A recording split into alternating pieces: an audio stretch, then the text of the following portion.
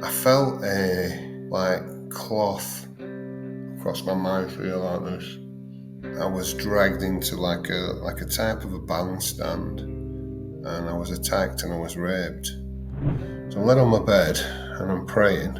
I saw a white light, and within seconds there's an angel at the bottom of the bed. He said, "Oh, God sent me, mate. Wants you to do something for him." So, hello there. So I'm Pastor Mick Flemming, and I'm from Church on the Street, which is a charity and a church that I set up probably 5 years ago. I'm here to just give you a little bit of insight into my testimony and how I come to be sat here with a bald head, sunglasses, and a dog collar on, which is a very strange thing. I'm sure some of you are thinking, like, who's this lunatic? But I'll try and give you my story the best way I can from my heart. And I just start at the beginning, as I was born into a Catholic family, a good family, a great mum and a great dad, and a biggish family, though it's like 5 of us, but 4 girls and me. So I was ruined, absolutely ruined. I was mummy's little soldier, So, and when I got to about 11 years of age, so just at secondary school, and I was quite kind of a happy kid, really. And I had my glasses on, and I had one of those patches over my eye.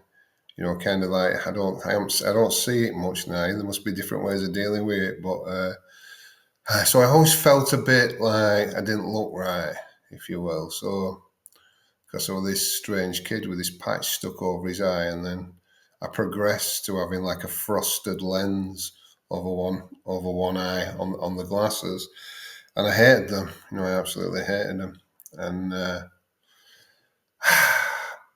I sort of sauntered off to school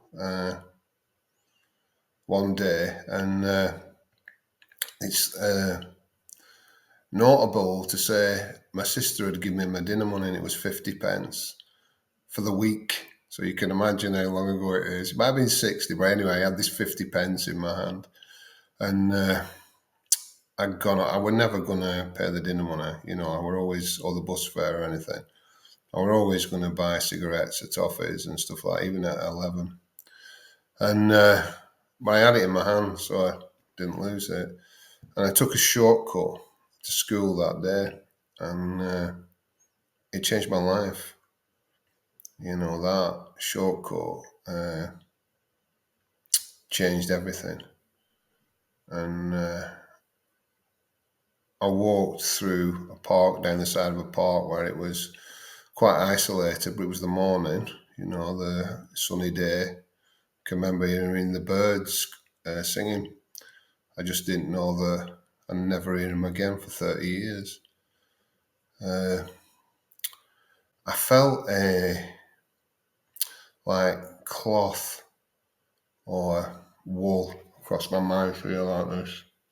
I was dragged into like a type of a bandstand, and I was attacked and I was raped, and I didn't know what was going on. I didn't understand, but I felt the pain. And the man, after he'd finished, grabbed me by the throat, and he kind of, I can't remember, the exact words, but they were around, if you tell your parents, my parents were mentioned.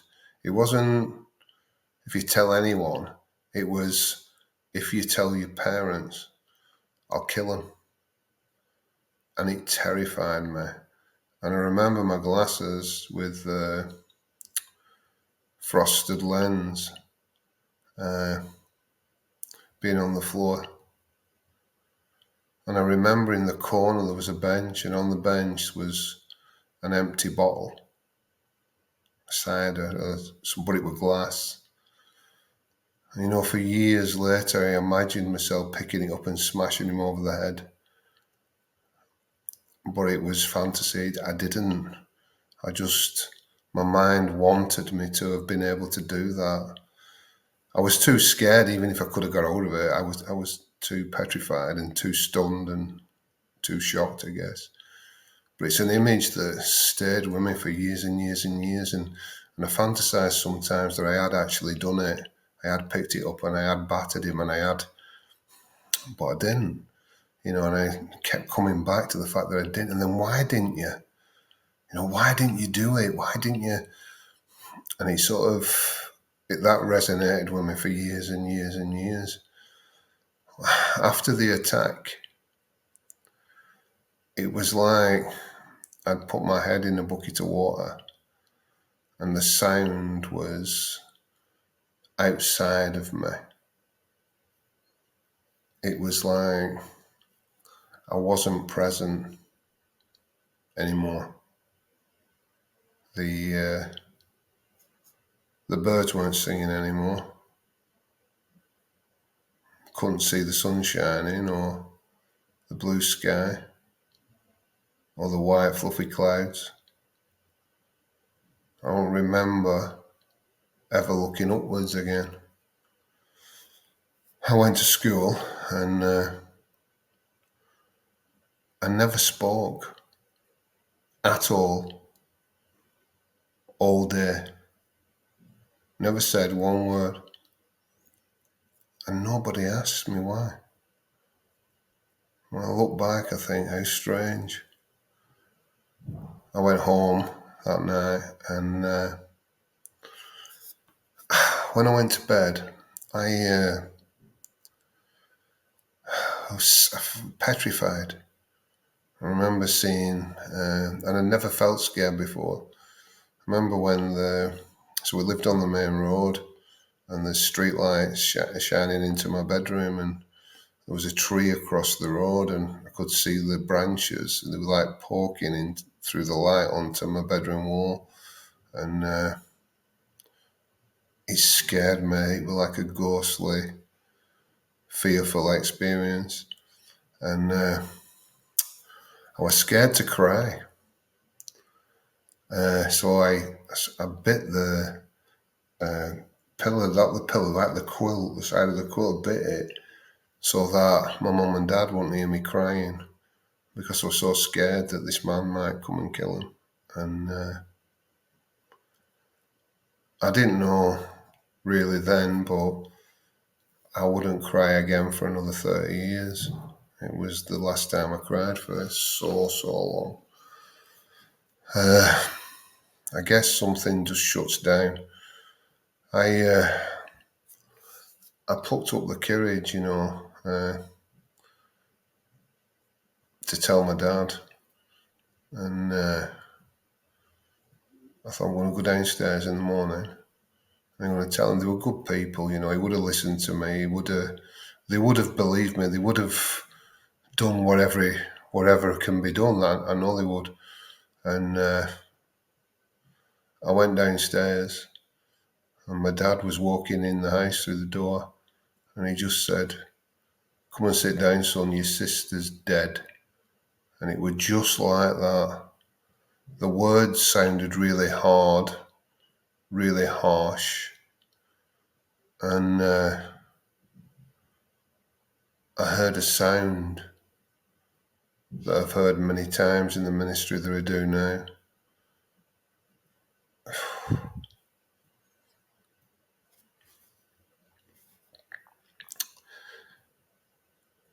It's the nearest thing I've ever heard to Jesus dying on a cross, and it's the sound that comes out of a mother that loses a child.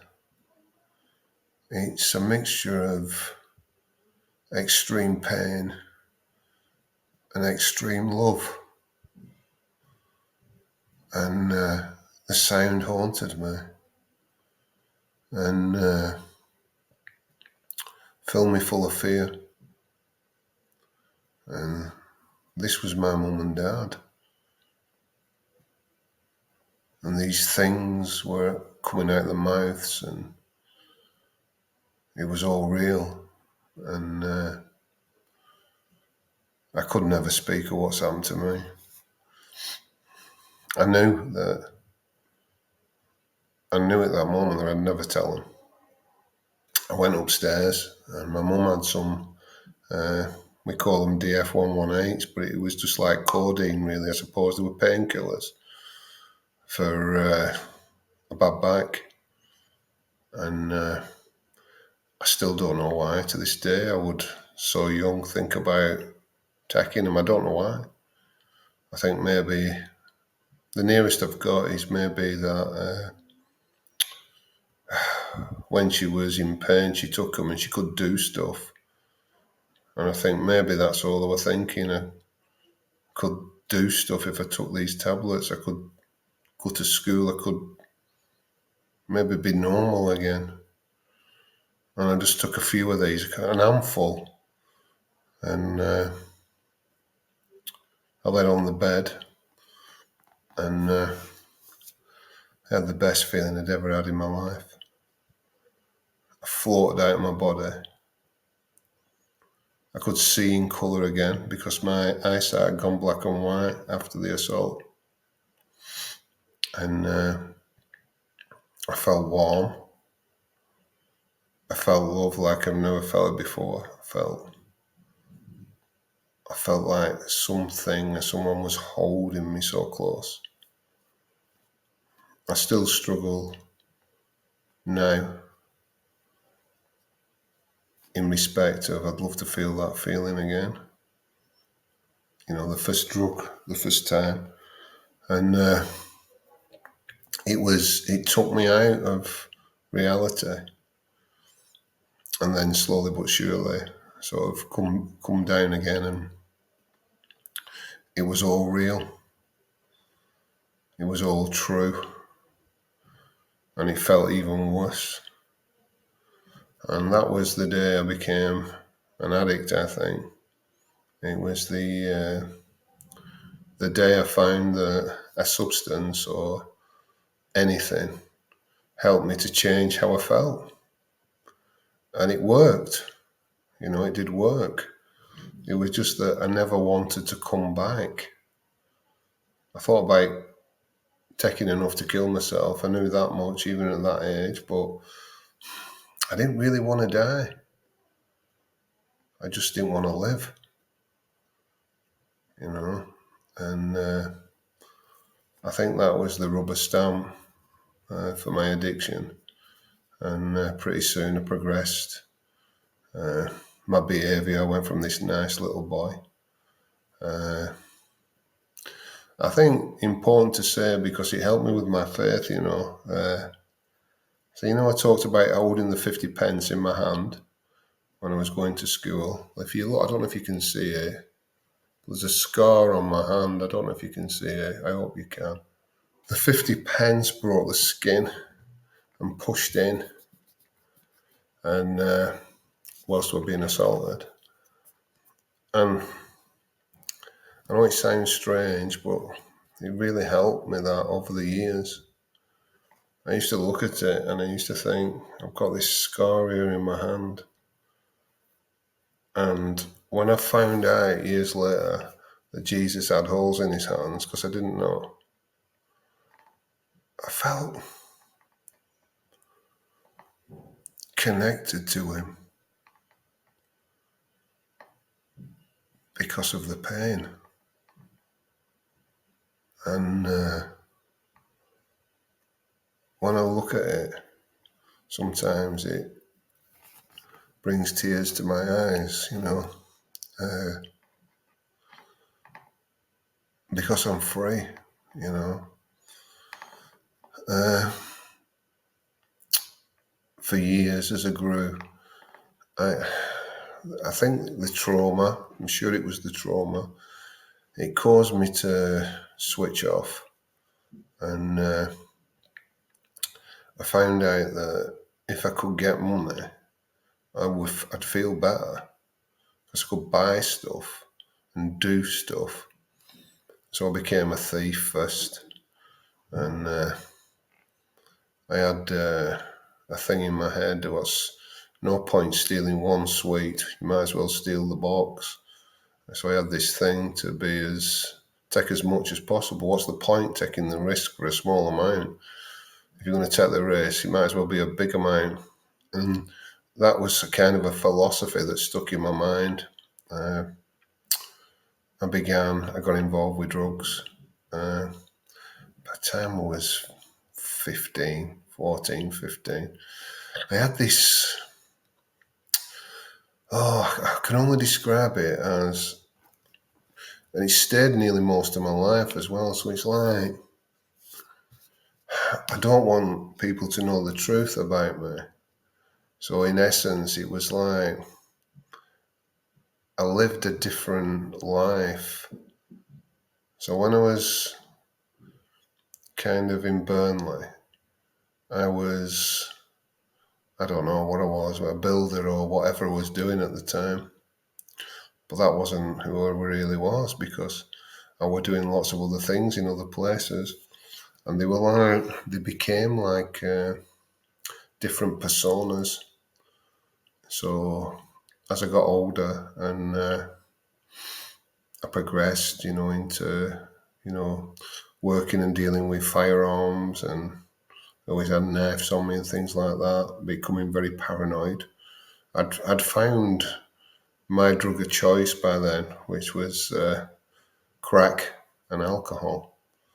And I've gone through all the drugs, I've took heroin, took gear, sort of, but I didn't really like it. But crack, I did. I sort of fell in love with it. But it were expensive, so you had to have a good income, really. And I weren't going to get that working 9 to 5. So I'd sort of stepped and crossed the line into this different world, a world of drugs, a world of guns, a world where life became cheap. And it almost becomes like, well, it did for me, and I've since heard other people say the same thing as well. It becomes like you're watching yourself. You can do all these bad things because it's like it's not real. So you're still detached from reality.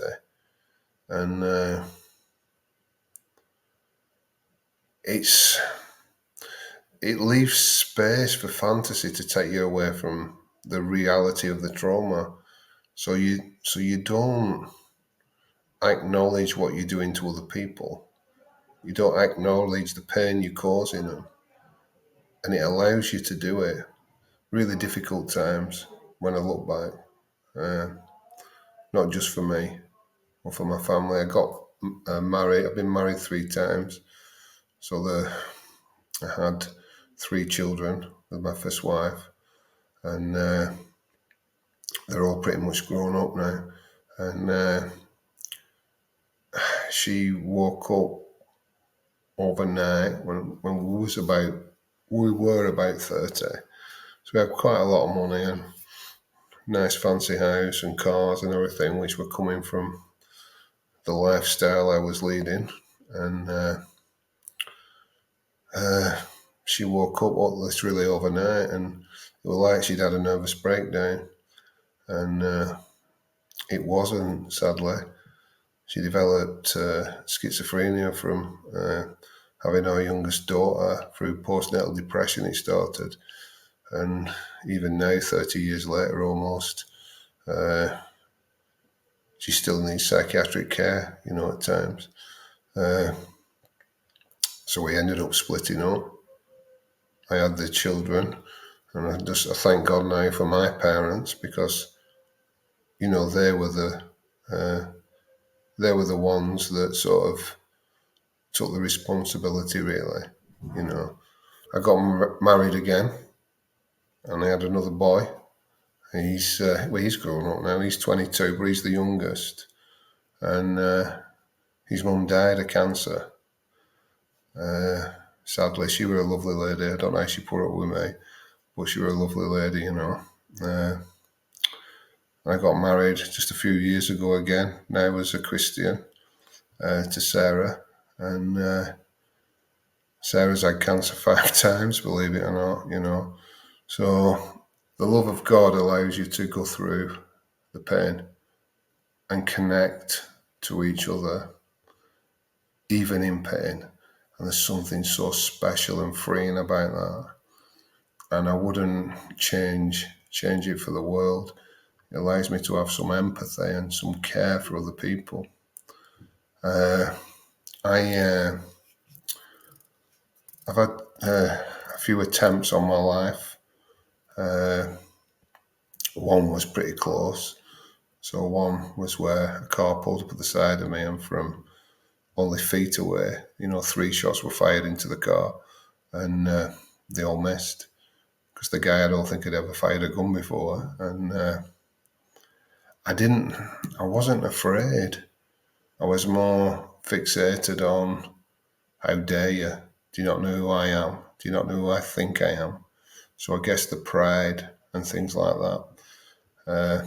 And then another time was I'd left a lady's house, and there was a team of people came to kind of hurt me really, and my life would have ended, but it wouldn't have been pretty. It wouldn't have been a nice way to go. And 5 minutes, I missed it by 5 minutes, and I sort of like, wow, when I look back, blessed, or lucky. I'm believing less and less about luck these days, but really, really fortunate, I don't think I believed in God at all. I think I still had something from going to school, to a Catholic school. I still had, if somebody said God, I would think, I think the thing that come in my head would be Jesus, I think, but I didn't have a belief. He certainly didn't do anything for me. I didn't hold on to it in any kind of way. And I went to collect a debt, shall we say, and I had a gun in a carrier bag. So I always, if you're going to use a gun, it were always wrapped in a carrier bag and usually taped as well for different reasons. And I'm waiting outside the gym, and the guy walked out, and I jumped out the car, and he had the gun outside of me, and he had 2 little girls with him.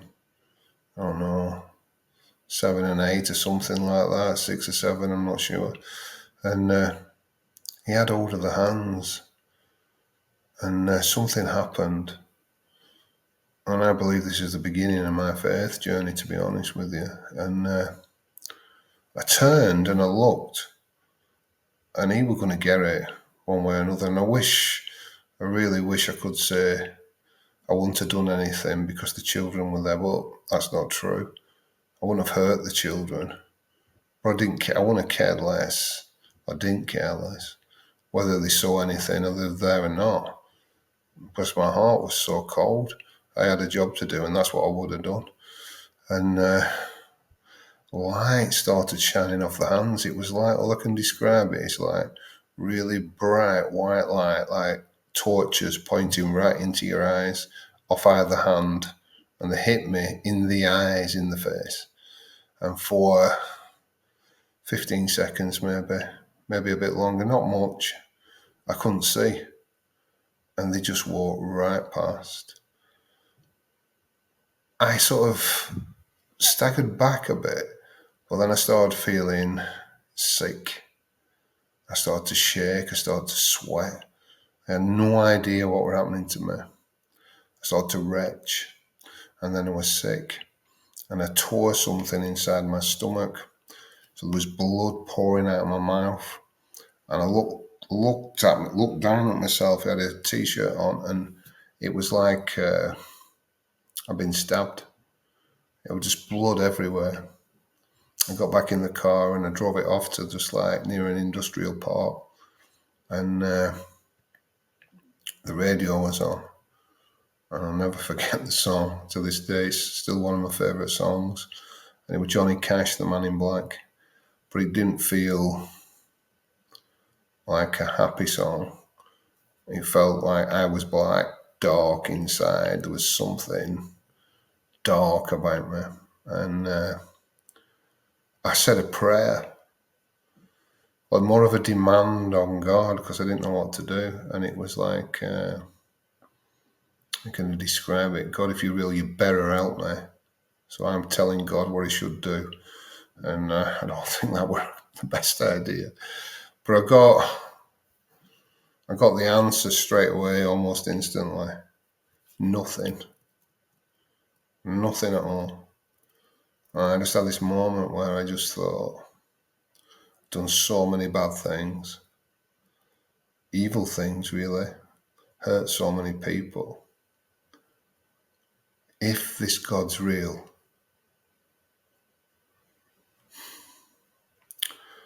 why would he care about somebody like me? He wouldn't. And in just a moment, I picked the gun up that was in the carrier bag, and I just put it under my chin and just pulled the trigger, and it didn't go off. And I knew firearms, and I knew, and I heard it, felt it, and I knew there were bullets in it. And I dropped the gun on the floor into the well of the car, and I felt that God were real, because I really believed it were impossible for that gun not to fire. And I believed in that moment that my prayer had been answered. And, years, 30 years, I think, of pain. It took me right back to being laid in that bed as that 11-year-old little boy biting the cover. And the tears just flowed. Just poured and poured and poured and poured. I thought they were never going to stop. And I wondered if God had answered the first prayer. And I fired the gun into the ground, and it fired. I fired it a few times, and it fired. I had a drink. So I had a bottle of vodka, and I swilled it like that, and it didn't burn, which I couldn't understand. So anyone who understands alcoholism or even just likes a drink, it's like I drink and I go, I get like a release from it. There was no release. It didn't work. I tried it again. It didn't even burn as it was going down. There was nothing. I wasn't getting anything out of it. So I smoked a bit of crack, and the same. I didn't get the feeling. It wasn't working.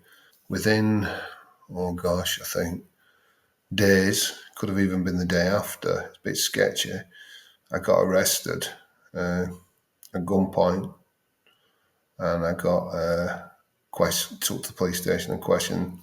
I searched and everything, so they were looking for firearms, and they didn't find any. And they had doctors there, a doctor, and they asked me a few questions, and I got sectioned under the Mental Health Act. So they said I was a danger to the public and a danger to myself, but they couldn't find any criminal charges to charge me with, to remand me or things like that. So it was kind of a last, how do you get him off the street? Well, he's nuts. So let's see if we can get a doctor to agree. And that's what they did, and I ended up in a psychiatric unit, which I've been in them before. I got into this psychiatric unit, and a strange thing happened. I met a few people in there, but I met one lad, and I was sat down just talking, and he told me that he used to get raped by his father from being 5 years of age. And this guy was schizophrenic. And I looked at him and I went, oh my God. I said, that happened to me, but only once, not like you. And he said, mate, don't ever, ever say that. He said, once is too much. And you know, I'd never to that point, I'd never known anybody that had happened to. I thought it was only me. Felt alone. I'd never heard anybody say anything like it. And I felt like I weren't by myself for the first time in my life. And then there was another guy, and he was an alcoholic. And he told me a similar story. And there was three of us. Oh, wow. We're not by ourselves. I knew that I didn't have to walk the rest of my life alone. And that felt like a spiritual experience, you know. I was in the right place with the right people. I came out of the psychiatric unit. I got thrown out, actually, for fighting. And I came out clean, completely clean. And I'd lost everything all over again. I had nothing. And I ended up in a homeless hostel. And my, would you call it ego or pride? I was devastated. I had a moment when I was sat in my homeless hostel bedroom, and I was just laid on the bed. And now I've never seen anything that wasn't there before, even in my mental health. I was praying. I refused to shut my eyes when I was praying because I thought, if God's going to do something, I want to see it. So I'm laid on my bed and I'm praying, and I saw a white light, moving right in my bedroom, in the middle of my bedroom. And I mean, it sounds crazy, but I just tell you how it is, and you know what happened for me. And within seconds, there's an angel at the bottom of the bed. So the angel looked to me like white, but solid, not sort of like where you could put your hand through. I felt like I wanted to see, but I thought, you can't really do that to an angel, can you? You know what I mean? A little prod, are you real or something? Or am I losing my head? And he looked like what I always imagined an angel to look like, you know, kind of winged up and like this shield thing and all that. And I just sort of went, all right, pal. And he just went, yeah, sound. And it was like that. And it was like, what do you want? You know, what's going on? He said, oh, God sent me, mate. I said, oh, yeah. So what do you want? And it was literally like that. And it was, he wants you to do something for him. Will you do it? So I said, what does he want me to do? He says, you know that wall across there around the corner, is this brick wall? And I said, yeah. He said, exactly 7 o'clock. I want you to go and stand against it. Will you do it? I said, what for? He said, just wants you to stand against it. That's it. Will you do it? I went, yeah, all right then. He went, right, sound, I'll see you later. I went, yeah, nice one, see you later. And the light just went the other way. Instead of swirling that way, it went that way. And it's gone. And I stopped and I went in the bathroom and washed my face. I thought, you're going absolutely nuts. I'm walking around bedroom and I'm like this, and I'm like, I thought, you've lost the plot. This is like, what am I going to do? So it gets nearer and nearer to the time. 7 o'clock, it's about 7:15, 10 to 7. I thought, I'm not going. This is ridiculous. But then it was like, oh, you need to, I'm like, right, I'll go. So I did. And I went against this wall. And I remember I had 1 foot against the wall, 1 foot on the floor. And I'm smoking a fag. And it bonged for 7 o'clock. I just throws my cigarette on the floor. And I'm just going to walk away shaking my head, and I'm going to go and see the key worker and say, I think I'm getting poorly again, and can you help me?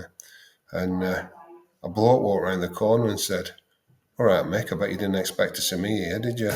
And I went, no. He went, come in, it's anonymous. I'll make you a brew. And I goes in, and all these people start coming, and it was my first NA meeting.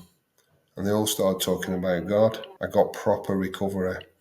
It was a 12-step thing, and I'm thinking, do I mention the angel? I'm thinking, no, just keep that to yourself. Don't say out about it. The day after, I had the same thing. The angel lands again. You won't believe it. I stood against that wall. He went, yeah, I know, mate. Yeah, I know. I went, oh, yeah, you would do, wouldn't you? He went, yeah. He said, listen, he said, he's got another job for you. Are you up for it? I went, I'll do anything. I'll do anything at all. You know the man that hurt you? I went, yeah. He went, I want you to forgive him. I went, no chance. I said, I'll tell you what, if that's your God, you can stick it. There's absolutely no chance. And the angel said, you will. And when you do, he's going to send that message around the world. I ended up still helping people. I prayed, but I never said the word God again. I said Jesus. I said Holy Spirit, and I said Father. Won't say the word God. I just kept thinking, that man hurt me so bad, destroyed my life, my children, my family. Forgive. You must be, what kind of God does that? You must be mad. And I just thought, well, and I ended up, because of the 12-step stuff that we were doing, I kept to the meetings, kept going. I ended up helping people to get into recovery. And was sat in a McDonald's, and I saw this guy who was an alcoholic, and he was drunk, and I bought him a brew and a burger, and I was talking to him. I said, "Man, meet me here tomorrow, whatever time, just meet me here." I said, and I'll take you a meeting and that, I'll help you out, man, just kind of. So he went, yeah. I went back the next day, and he turned up, and I helped him, and he got into recovery. Now, he died 2 years later, but he died sober. He thanked God. And what I never told him was he was the man that raped me. And when I arranged to meet him the second time, I had a knife up my sleeve, and I had one taped to my leg, and I was going to kill him. And the idea was, if somebody took the knife off me in my hand, I'd finish him off, that the one was taped to my leg. And he made such a big mistake when I walked in. The second time, he was a bit more sober. He smiled at me when he saw me. And it just enraged me inside. All the years, all the tears, even the fact that my sister had died, everything was his fault in that moment. He was getting it. He was going to die. And I didn't care who were there. I didn't care what happened to me. And I heard a voice. It wasn't a schizophrenic voice. It was a thought, but a thought that was banging on my brain inside. And it was literally just going, Mick, why are you living in this sin? And it wouldn't stop. Only way I can describe it is if you like if you had a marble inside a cup and it's shaking and banging on, it was like inside my brain, it wouldn't stop. It just wouldn't stop. And I wasn't choosing to think it. It was just, why are you living in this sin? Mick, why are you living in this sin? Tell me, answer me, why are you living in this sin? All your life you've been living in this sin. Why? I went, I won't be a minute, mate. Went to the toilet. The knife I took out from my sleeve, put it in my pocket, I washed my face. I thought, what does that mean? I'm like, what does that mean? Why are you living in this? I'm like, I couldn't understand it. And then I had this moment which completely transformed my life. And it was, I don't have the power to forgive. I couldn't forgive him. It wouldn't go away out of my brain. Even if I wanted to forgive him, it'd stay in my head. Resentment won't go. And I thought forgiveness was, you put your arms around someone and say, it doesn't matter what you did to me. And in this moment, it wasn't that. It was really simple. I don't need to live in your sin. It's between you and God, not me. My sin's been bad enough. And I thought, it can't be that simple. It can't be. And it was. Now, when this guy died, listen, I didn't love him. He wasn't my best friend. I wasn't going round to his house for tea. I saw him really occasionally at the meetings, not often. But I didn't hate him. I didn't hate him, you know. It was like my world had been transformed and changed. I had peace like I'd never, ever, ever had before. I can remember thinking about my friends in the psychiatric unit, and if they could only have this that I'd just been given in this moment. It has changed my life. I realised really from then on, it was, as I was getting my life back together, it was like I wanted to serve God. This Jesus geezer was some bloke. This was some piece of work, this Jesus. He wasn't soft, and he wasn't a grass. It wasn't weakness to follow him, it was strength. I'm like, wow, this is amazing. If this is something that's been revealed to me, other people need to know it. And I got this excitement inside of, why are people not telling other people about it in a way they understand? And I started going to churches and stuff, and they were telling me stuff and saying stuff. And I don't know, it's like, I have no idea what they're talking about. And I'd look round at people nodding their heads, and I'd ask them after, and they didn't know what they were talking about either, you know. And then I bumped into this lad that he'd just come out of prison, and I knew him. And he said, you know, mate, he said, when I were in Nick, he said, I were reading the Bible, he said, and I went to chaplain, and I said, like, what's this crack when Jesus died for my sins? What does that mean? He said, and he explained it. He said, but no idea what he's talking about. He said, I've just asked this bloke, this pastor in this church here where we are now. He said, and he's told me, I have no idea what he's talking about. He said, do you know what it means? He said, because I'm sick of asking people.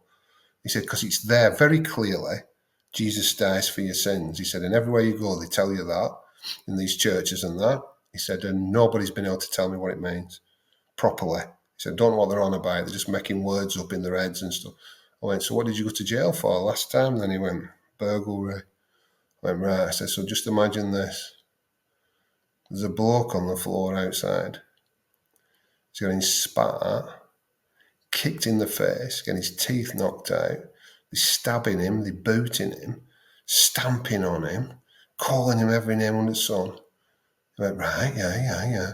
I said, and the people who are doing it, yeah, they think he's done the burglaries you did.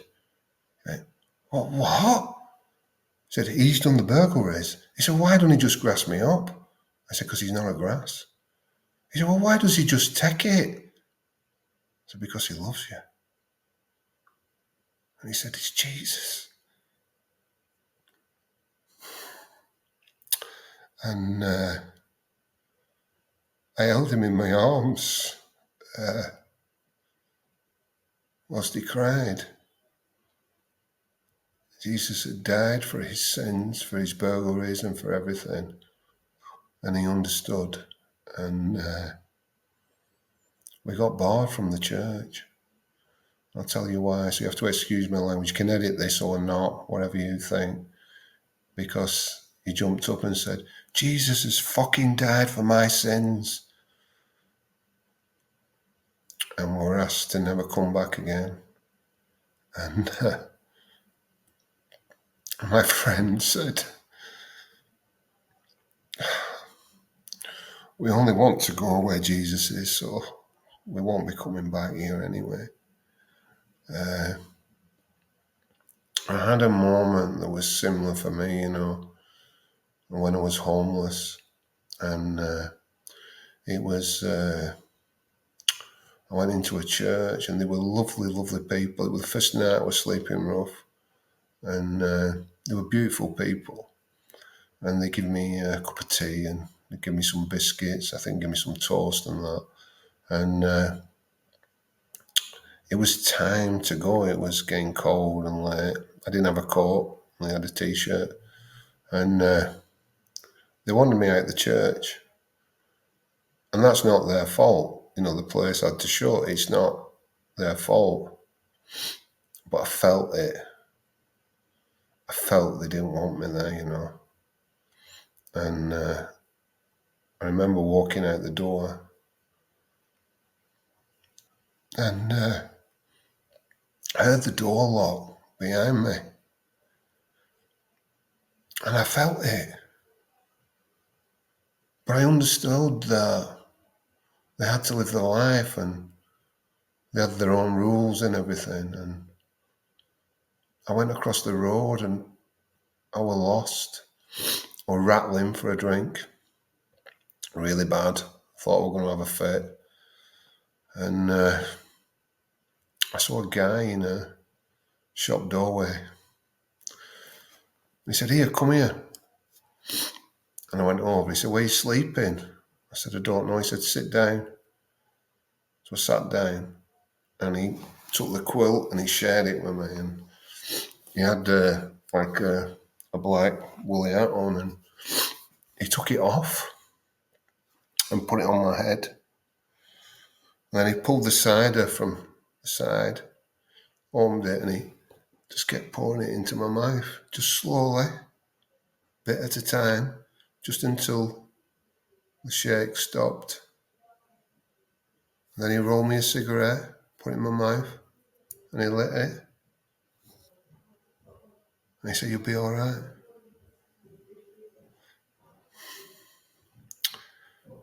I met Jesus in a shop doorway because they won't let him in the church. And it sort of stuck with me for years. And the charity that I set open, the church on the street, is a shop doorway church. It does the things that man did for me. Because I know where Jesus lives. I don't go out evangelizing, taking Jesus with me. I go out to reveal where he already is. And that's what the difference is. They didn't know where he lived. But I know where he lives now. He lives with the poor, the suffering.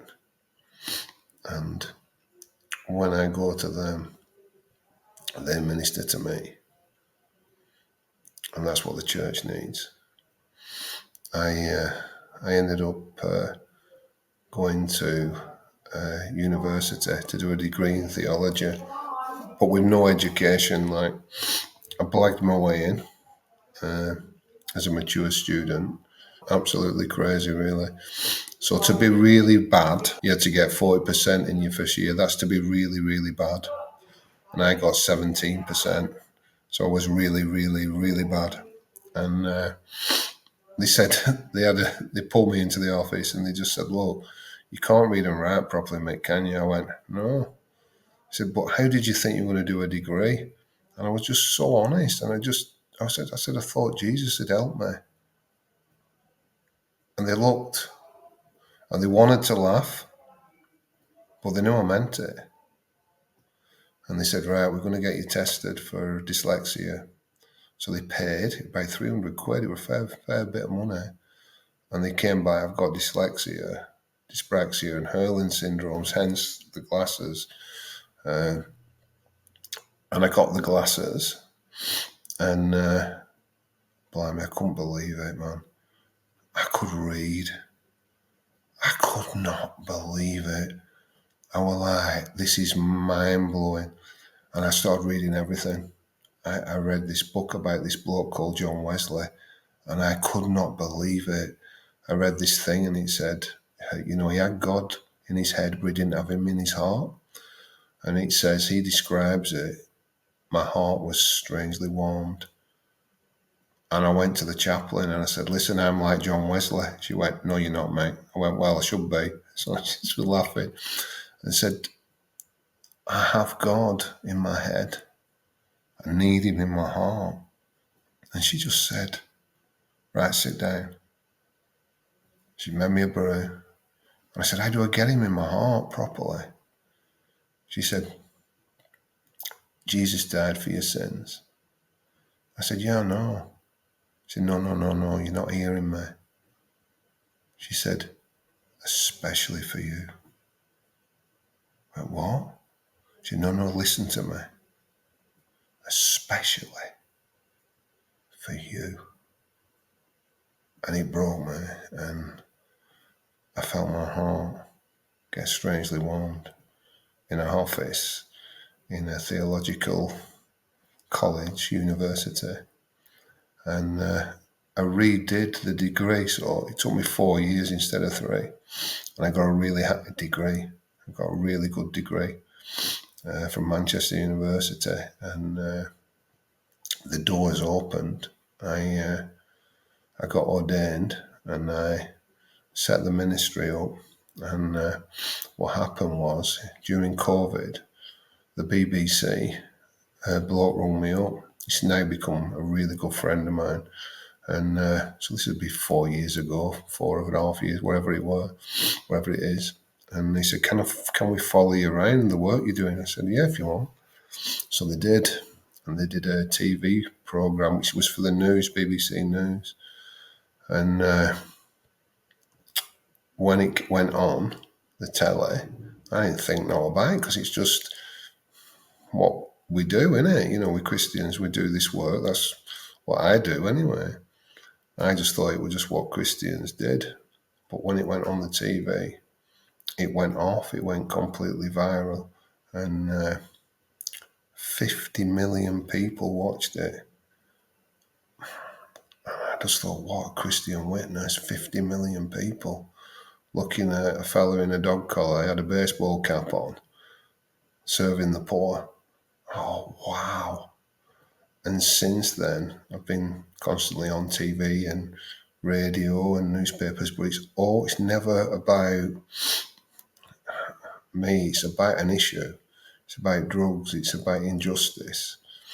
And I think that's why God allows me to keep that media connection. I think the minute he starts to be about trying to be famous or trying to do this or trying to do that, it stops straight away. I wouldn't do it anyway, but I think it's highlighting the injustices and giving a Christian voice into a secular world. And I'm constantly doing that, which is a real blessing. The ministry is doing okay, and we're helping a lot of people, but it's the influence around the world. It's the influence and the theology that we follow, which is practical sense of faith. We do what the man in the shop doorway did, and we call it Jesus, and we reveal him to others, and that leads people to know him. I always call it, how many Christians, I call them Tyson Fury Christians, mate. And it's like, you see Tyson Fury, and he's a great boxer, and I like him. I pretend to know him because I've heard him that many times. I've watched every single one of his fights, but I don't know him. I just think, oh, it's Tyson, I love him, he's great. And it's the same, people do that with God. They don't know him. They just pretend they do. Tyson Fury Christians are missing the joy of the Lord. So when you really know him, he's different because you know the truth, not a perception, not your own thinking, not what you say or think it should be. You know the truth of who he really is. And that is what's changed my life. And I just want to reveal Jesus to as many people as possible. The Prince and Princess of Wales sort of rang me up and said they wanted to come and see me. And they came to the church, and I'm like, I thought there's somebody taking Mickey. So they rang and they said from Kensington Palace. And I honestly thought it were a football club. Honestly, I'm not joking.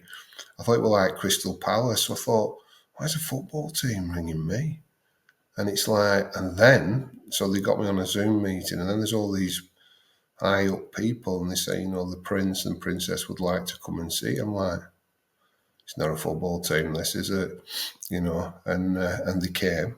So I got them to open some doors to help me with the work that I'm doing. So like with the NHS and stuff like that. So Church on the Street isn't like any church I've ever seen anywhere.